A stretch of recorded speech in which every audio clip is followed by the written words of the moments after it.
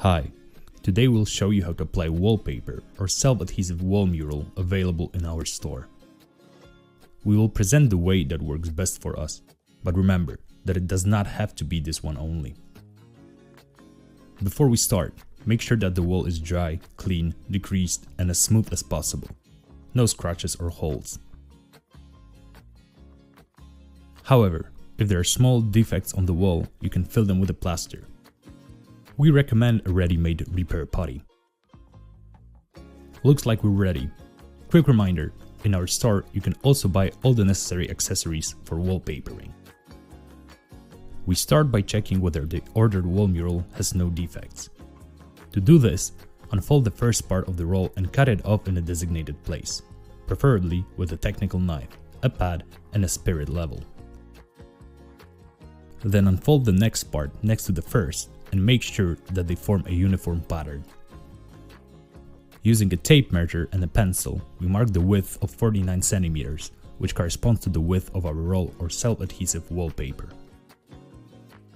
Sticking the first strip is very important, because it is the one that determines the vertical for the entire wallpaper. Therefore, you need to be extra careful at this stage. The next step is to prepare the first part of the wallpaper for application on the wall. Piece of cake. All you need to do is cut off the upper part of the material in the designated place. We start sticking it from the top. In case our calculations turn out to be not entirely precise, it is worth leaving 1 cm spare to make adjustments easy. If necessary, we will remove it after the work is completed. Time to stick the wallpaper on the wall. At this stage, an additional pair of hands might be useful, as we have to stick the adhesive layer on the wall and unfold the protective material on the underside at the same time. The pattern should be glued slowly and carefully, removing any air bubbles and folds with a squeegee or brush. When the first strip sticks to the wall with its entire length, use a wallpaper brush to gently smooth the surface, removing unevenness and air bubbles. The direction should be middle to the outside. Start halfway up and then center down. Okay, the first strap is already on the wall, so we start assembling the rest, which we do in the same way. Remember to precisely match the pattern to the adjacent strip of wallpaper. If you make a mistake when matching the patterns, you can gently peel off the wallpaper strip and stick it back in the right place.